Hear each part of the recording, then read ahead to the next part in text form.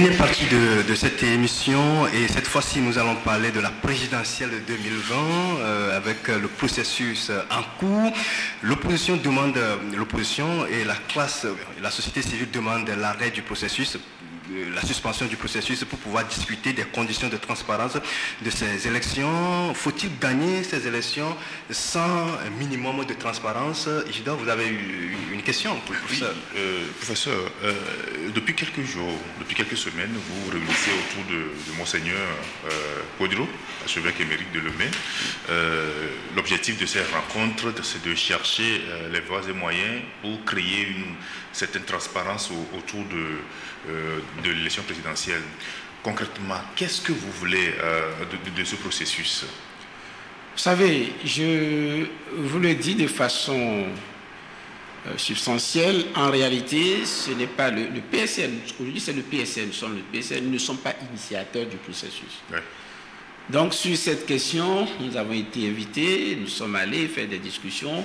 Mais j'aurais souhaité que vous fassiez beaucoup plus des échanges avec les initiateurs donc, de ce processus pour que vous ayez d'amples éléments d'information. Par contre, le PSR a sa vision sur ce qui doit se faire. Et c'est laquelle? D'accord. Vous savez, nous connaissons ce régime. Vous pourrez vous mobiliser, vous pourriez manifester, ils vont envoyer la police. Et ça ne donnera pratiquement rien. Et au même moment, il vous pousse vers la date butoir pour les élections. Okay. Il y a un minimum de choses que nous pouvons changer, que nous pouvons obtenir. Et pour ça, ce n'est pas un dialogue, un grand dialogue avec son folklore. Non. Il faut une petite équipe pour aller discuter directement avec le chef de l'État. Point. Discuter avec le chef de l'État sur des points précis. Moi, je tire l'expérience de notre dialogue politique qu'on a eu et sur cette question, je vous le dis, toutes les discussions que nous avons eues à l'étranger, dans la salle Fazao, ça n'a rien donné. Pour qu'on puisse bouger, il faut toujours que les médiateurs aillent discuter avec le chef de l'État. Et on obtient des progrès. Sans oublier que la C14 avait déjà rencontré le chef de l'État. J'allais même en venir. D'accord. Après les éléments, quand on devait rencontrer le chef de l'État, j'étais dans la délégation. Ouais. Alors que les ministres avaient déjà dit qu'on n'ouvrirait même plus de liste pour les inscriptions avant les élections municipales. Ouais. Ces séances tenantes, on a dit au président de la République que ça ne peut pas passer comme ça. Il a dit, oui, il faudrait qu'on trouve un temps quand même pour pouvoir que les gens puissent encore s'inscrire. C'est l'enseignant tenante qui l'a dit. Si on ne l'avait pas rencontré, il ne l'aurait pas dit. Les municipales se passeraient probablement encore sans qu'il y ait eu cette petite ouverture. Et ce jour-là, nous étions encore en discussion quand nous lui avons dit, nous ne pourrions pas être absents de ces structures. Et vous allez dire que nous avons dit, il dit, ah oui, proposez-nous une solution. Et on va voir comment en discuter. Malheureusement, je ne sais pas si c'est son entourage, ou qu'est-ce qui a pu se passer, les choses ont été faites, ou parce qu'il n'y a pas eu trop de coordination entre nous aussi, les choses ont été faites dans la précipitation. De sorte que ce qu'on aurait pu obtenir, nous ne l'avons pas obtenu. Ok. Aujourd'hui, c'est encore possible. Peut-être même sans modifier les textes. On parle des partis extra-parlementaires, qui font déjà 3, si je ne me trompe pas. Nous parlons de la société civile, qui fait, si je ne me trompe pas, 3 également. Des discussions peuvent se faire. Mais est-ce que le chef de l'État lui-même n'est pas fatigué qu'on fasse des élections, qu'il se maintienne et qu'il soit toujours contesté? Humainement, est-ce qu'il n'est pas fatigué? Est-ce qu'il ne va pas de son intérêt qu'on ait des élections au-delà de tout soupçon, pour que le perdant puisse dire félicitations au vainqueur? Mais s'il s'engouffre dans cette voie seule à vouloir à tout prix le faire sans que l'opposition ne soit représentée, même à supposer de façon extraordinaire qu'il gagne, il y aura contestation. Non, mais il vous dira qu'il a gagné, légitimement, c'est une chose, c'est de dire que j'ai gagné. Une autre, c'est de se coucher, de ne pas dormir. Parce qu'il y a des contestations tous les jours, parce qu'il y a des manifestations. Le président de la République est un homme. Même s'il donne l'apparence qu'il est insensible, il en souffre. J'en suis convaincu. Et c'est de son intérêt qu'il puisse faire cette ouverture. Il faut qu'on aille le voir, discuter avec lui sur cette question. Dans cette discussion avec le chef de l'État, quels sont les contenus? Qu'est-ce qui va meubler? Oui, les 3 jours qu'on donne pour les élections, pour le recensement, mais le recensement d'un citoyen sur une liste est un droit. Lorsque vous mettez en œuvre des modalités qui ne permettent pas de réaliser ce droit, vous bafouez ce droit. Ce n'est pas une question de convenance, c'est une question de respect des droits fondamentaux. Le chef de l'État doit le comprendre comme ça. C'est une question de respect des droits fondamentaux. Nous ne sommes pas en train de commander. Et qu'il sache que s'agissant des questions de cette nature, c'est au-dessus de lui. C'est au-dessus de son parti. C'est au-dessus de nous tous. Ce sont des questions, je vais dire, primordiales pour notre vie en commun. Il faut qu'on puisse le lui expliquer sans qu'on ait besoin de descendre dans la rue. Qu'il le comprenne comme tel. Donc, il faut faire sérieusement ce recensement. C'est nécessaire. Notre présence dans les bureaux de vote, dans les CENI et dans les CELI et la CENI, ça doit être discuté. Comme je vous l'ai dit tout à l'heure, il y a les partis extra-parlementaires. Je donne un exemple. Quand je le dis, j'en parle avec, je vais dire, précision. PDR, qui est une formation politique qui, depuis plusieurs années, je ne me rappelle pas qu'ils ont eu encore des activités politiques. Et pourtant, il y a un représentant issu de ce parti. Et ce représentant, humainement, je n'ai rien contre lui. Et si on se voit aujourd'hui, je le traiterai peut-être comme un ami, en tout cas, puisqu'on se connaît très bien. Mais moralement, pour vivre ensemble dans un pays, il y a des choses qu'on ne doit pas faire. Et le président de la République doit pouvoir le comprendre. Oui, c'est pas le président c'est pas le président qui a refusé la participation de l'opposition au sein de la CENI. On se rappelle, à la veille des législatives, on vous a réservé des sièges que vous avez boycottés. Cette recomposition de la CENI, c'est une question de bonne foi. Même l'exécution d'un contrat doit se faire de bonne foi. Et la loi doit être appliquée aussi de bonne foi, s'agissant d'une question fondamentale comme les élections. Donc là également, le chef de l'État doit pouvoir céder sur cette question. Ce n'est pas tout. Les observateurs internationaux sont là. Combien d'observateurs internationaux viendront pour rester dans tous les bureaux de vote de l'ouverture à la clôture? Ce n'est pas possible. Les citoyens togolais peuvent être des observateurs. Et il suffit que d'un commun accord, on puisse définir ceux qui peuvent le faire et qu'on discute sérieusement et que peut-être des institutions puissent être aussi mandatées de pouvoir contrôler les choses comme il se doit. Si le chef de l'État venait à gagner dans ces conditions, et je crois bien évidemment que ce sont ces institutions, ce sont ces observateurs qui vont dire tout a été transparent et ça y va donc à son avantage. Mais s'il perd et qu'il reconnaît sa défaite, j'ai dit qu'il est entré dans l'histoire de notre pays par la petite porte. Mais cet acte peut être un acte d'importance capitale et il va sortir par la grande porte. Et vous savez, parfois, il suffit d'un acte héroïque pour que l'on oublie tout le mal que vous avez pu faire dans un pays. C'est possible. Mais pour ça, il faut qu'on puisse discuter avec lui. Et donc, tous ceux qui voudraient aller dans ce sens, moi le PSR est entièrement ouvert à cette démarche, qu'on aille dans ce sens, qu'on le rencontre, qu'on discute avec lui, que nous lui exprimons nos inquiétudes en lui disant il faut changer les choses dans son intérêt, dans l'intérêt du pays, dans l'intérêt de tous les Togolais. C'est possible. Donc, en termes clairs, le PSR propose une rencontre avec le chef de l'État. Il n'y a pas de doute possible. Est-ce que vous avez l'impression que le chef de l'État n'est pas au courant des revendications de la société civile et de l'opposition et qu'il fallait une rencontre avec lui? Oui. Vous savez, parler sur les antennes et rencontrer une personne, c'est deux situations totalement différentes. Parce qu'il y a une interactivité, en quelque sorte. Vous parlez, vous lui exposez, il donne les réponses, mais aussi la démarche sera beaucoup plus sérieuse lorsqu'on l'aura fait comme ça.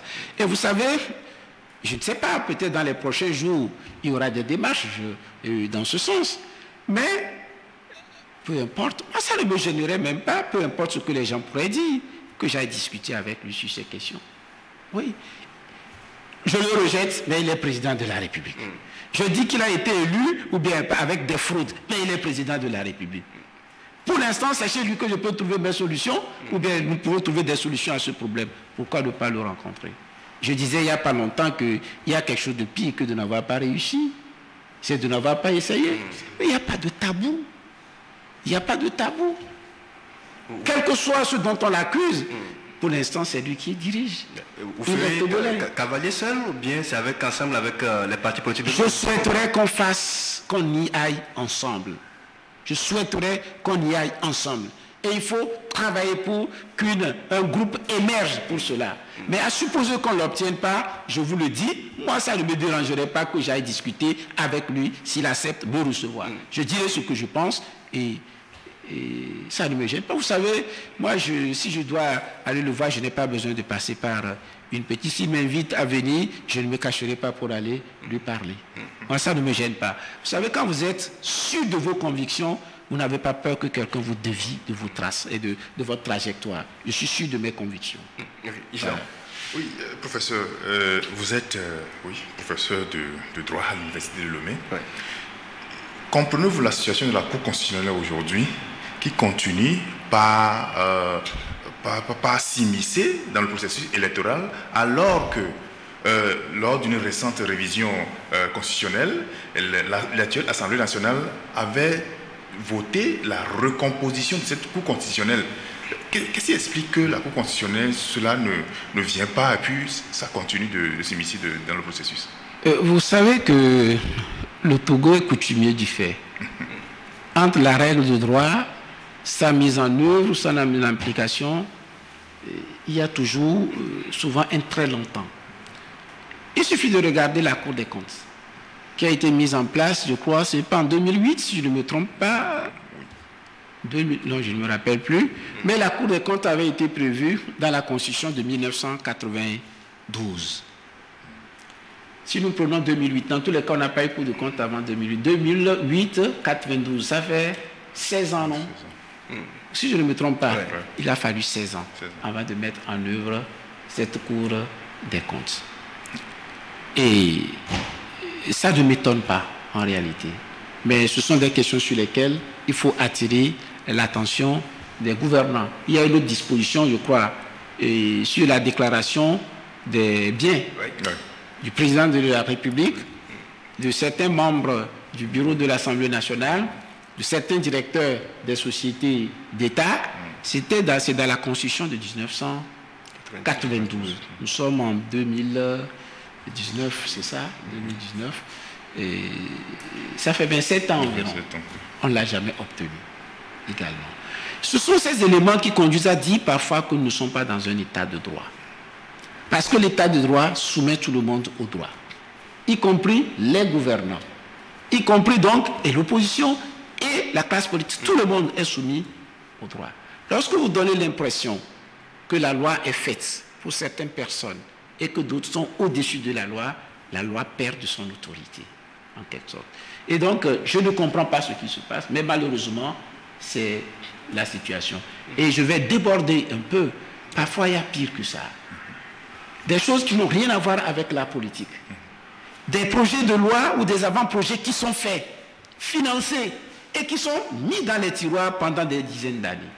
Je peux vous citer plusieurs textes comme ça. Oui, quelques exemples, par exemple. Je prends le code de procédure pénale au Togo, qui a été fait, je crois, ça fait déjà peut-être 2012. Une équipe, un avocat, un enseignant d'université et un magistrat qui a élaboré ce code. Je faisais partie de l'équipe.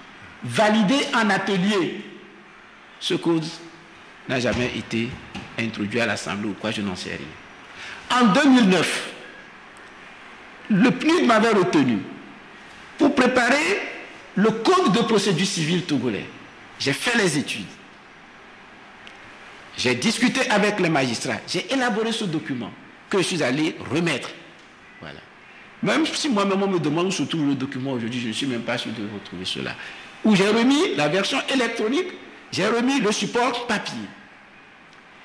Jusqu'à ce jour, ce texte n'a jamais été adopté. Et pourtant, j'ai été payé.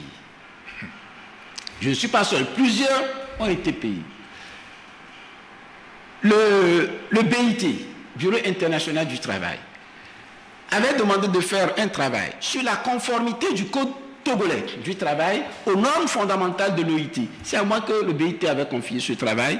Est-ce que ce n'est pas en 2010, etc. J'ai été payé. J'ai fait les observations nécessaires. Cela a été validé en atelier, où il y avait les inspecteurs du travail, les magistrats, les avocats. Les propositions concrètes pour modifier le code ont été faites et validées. Il suffisait d'introduire ça à l'Assemblée nationale. Ça n'a jamais marché. Je me rappelle en 2011 ou en 2013, le BIT m'avait encore demandé un travail sur les discriminations au Togo. J'ai fait cette étude, j'ai produit le document. À la validation, le représentant de l'OIT, du BIT, avait posé cette question. Qu'avez-vous fait de l'étude sur les normes et sur la conformité du code togolais aux normes fondamentales de l'OIT? Il avait posé cette question, c'est maintenant. Ce n'était pas à moi, bien évidemment, puisque moi, en tant qu'expert, j'avais fait le document remis, mais ils n'en ont jamais tenu compte. Et il y a parfois une sorte d'immobilisme incompréhensible dans notre pays. Et certaines choses ont été faites dans le cadre du projet de modernisation de la justice. Ces éléments n'ont rien à voir avec la politique. Au contraire, ce sont des éléments qui auraient permis un rayonnement même peut-être du régime, en disant « Ah, le régime a fait de bonnes choses ».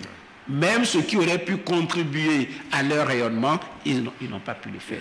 Aujourd'hui, on fait des reproches sur des aspects des droits de l'homme. S'ils avaient voté ce code de procédure pénale, qui entrait effectivement en vigueur, beaucoup de choses seraient évitées aujourd'hui. Donc ces éléments sont contre-productifs pour notre pays. Oui, et professeur, la Cour constitutionnelle est un acteur incontournable et stratégique dans le processus électoral. Avec votre rencontre, vous allez mettre ça au menu? Si vous rencontrez le chef de l'État, vous allez lui poser cette question concernant la Cour constitutionnelle? Si vous voulez, je vous ai dit que pour le rencontrer, il faut qu'émerge un groupe de personnes. Si j'y vais à titre personnel, je serai surtout... Il faut un groupe de personnes. Et lorsque ce groupe de personnes, de partis politiques ou de candidats voudraient aller le voir, il faut que nous puissions discuter et retenir ce que nous pourrons retenir d'un commun accord. Parce que vous ne pourriez pas aller là avec des divergences. C'est fondamental. Mais en attendant, la Cour constitutionnelle est toujours là. Oui, ce que je voudrais dire, c'est qu'une telle question, en réalité, on doit le débattre entre nous pour savoir s'il faut le mettre ou ne pas le mettre. Si j'étais seul, je le mettrais. En réalité, je le mettrai pour dire au chef de l'État, cela a été décidé et dans l'intérêt de nous tous, il faut effectivement aller dans ce sens. Et ce que je dis, je suis persuadé, parce que un homme n'est pas un métal. C'est un homme avec des sentiments, avec des sensibilités. Au-delà de l'apparence, de cette carapace qu'il donne, il doit lui-même être fatigué de toutes ces contestations. Et toujours, il faut qu'il sache, et j'ai déjà souvent dit ça, je le lui rappelle, je suis persuadé qu'il y a une vie après le pouvoir. Et une vie qui peut être très heureuse après le pouvoir. Qu'ils le comprennent comme ça, et ensemble on construira l'avenir. Dans l'appel de Monseigneur Podro la semaine dernière, je pense que le prélat appelait l'idée de l'opposition à se battre, voilà, à se battre pour obtenir les conditions de transparence des élections, quitte à redescendre dans les rues, à mobiliser la population. Professeur, êtes-vous prêt aujourd'hui à encore retourner dans la rue? Que moi je retourne dans la rue ou pas, ce n'est pas ça le problème. Est-ce que la population est prête à le faire? C'est la question fondamentale.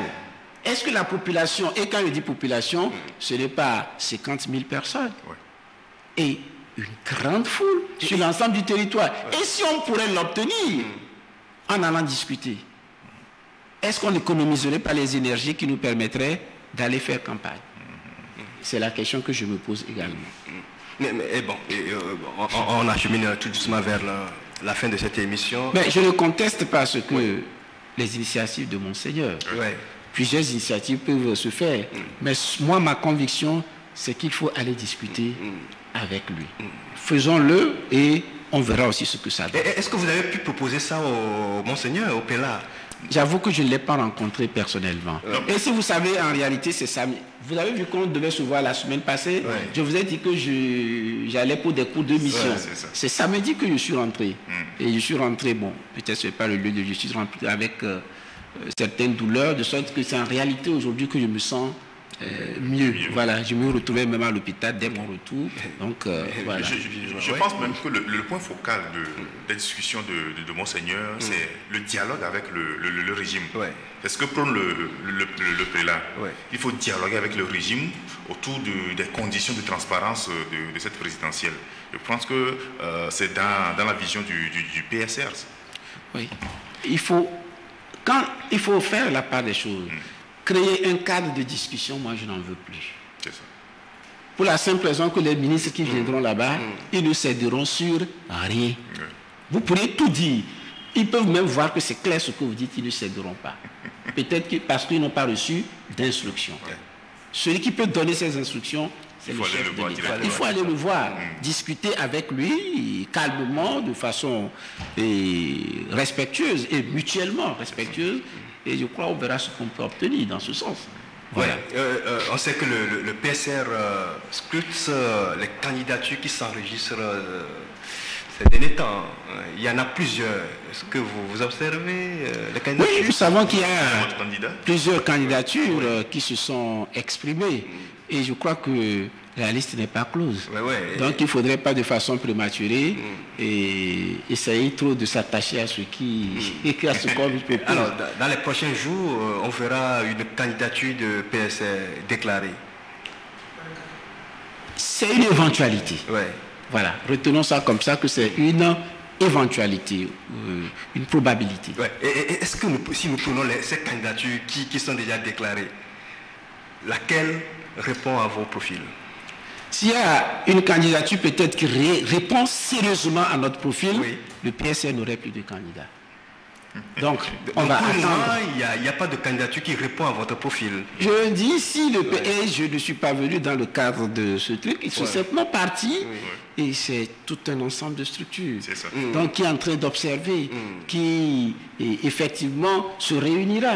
Et si on avait un candidat qui effectivement répond totalement à nos attentes, peut-être que nous n'aurions plus de candidature. Donc, sinon, le PCR aura sa candidature. Il y a d'autres candidatures qui vont se déclarer encore, peut-être celle du PSR, ou trouvera soit à choisir parmi ceux qui ont déjà déclaré, ceux qui se déclareront, ou le PSR aussi peut avoir sa candidature. Que vous dit la candidature de Ford Yassingbe pour un 4e mandat? J'ai eu déjà me prononcer sur cette question. Sur le plan juridique, puisque les textes sont clairs, il peut le faire. Sur le plan moral, à sa place, je ne le ferai pas. Voilà.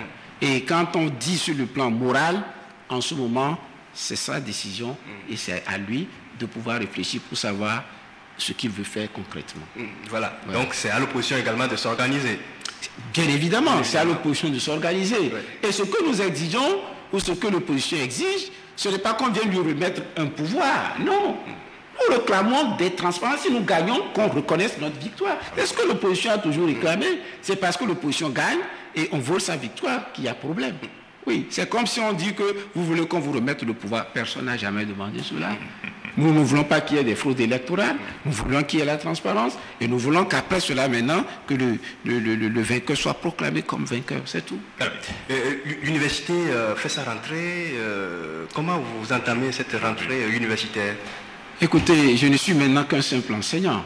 Je ne suis plus doyen de la faculté de droit depuis, je vous le disais, 1 mois ou 3 semaines. Et j'ai cours à 16h. J'ai dit à mes étudiants de m'attendre jusqu'à 16h30. Donc nous commençons comme il se doit. Quand je quitterai ici tout à l'heure, je cours dans l'amphi, commencer mon cours. Donc on verra l'évolution. Tout se passe bien à l'université. Parce que l'année passée, ça n'a pas été évident avec cette histoire de Camès. Écoutez... En tout cas, pour l'instant, je suppose que tout va bien. D'accord. Voilà. Professeur, c'est vrai, on s'achemine tout doucement vers la fin de cette émission. On vous laisse le mot de conclusion. L'espoir. Et je dis que rien n'est perdu pour 2020. Ceux qui le clament démobilisent. Et je demande aux Togolais d'y croire. Je demande aux Togolais de s'organiser. Je demande à la jeunesse togolaise de se mobiliser. Ils sauront ce qu'il convient de faire. Autour de quel candidat il faut le faire. Mais sortez, inscrivez-vous. Et faites tout, ne serait-ce que dans votre bureau de vote, pour qu'il n'y ait pas fraude. Si chacun se donne ce devoir, vous verrez que ce que les gens pensent que c'est impossible se réalisera de la façon la plus banale possible. Et j'y crois, fermement. Voilà. Ok, merci, c'est bien entendu. Nous sommes arrivés à la fin de cette émission.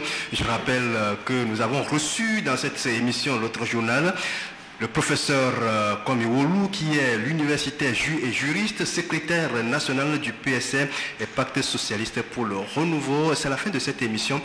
Merci de nous avoir suivis. On se retrouve la semaine prochaine pour un autre numéro. D'ici là, portez-vous bien.